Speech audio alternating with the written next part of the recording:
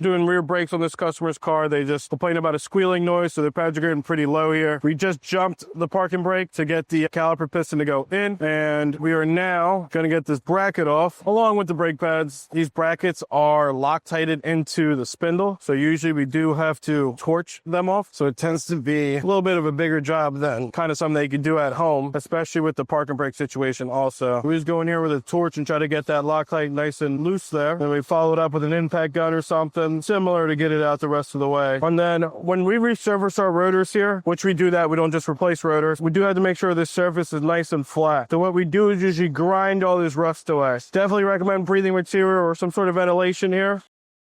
Nice flat surface, no rust. And then we're going to clean this side on the floor. I like to just take them on the floor, nice flat surface. And that is as flat as it's going to get without removing too much of this outer paint. Follow the rotor up with a little bit of Scotch-Brite, just like that. It's a brand new rotor almost. Looks brand new. And you just saved yourself $90 on a rotor. And we're only cutting off 4 to 5 thousandths of an inch on each side. So it's very minimal. I know a lot of guys say resurfacing rotors, they don't recommend because you cut off too much surface and lose the integrity of the rotor, or it'll have too much heat. You're not getting that off 5,000. Yeah, that's it. Kind of the process here.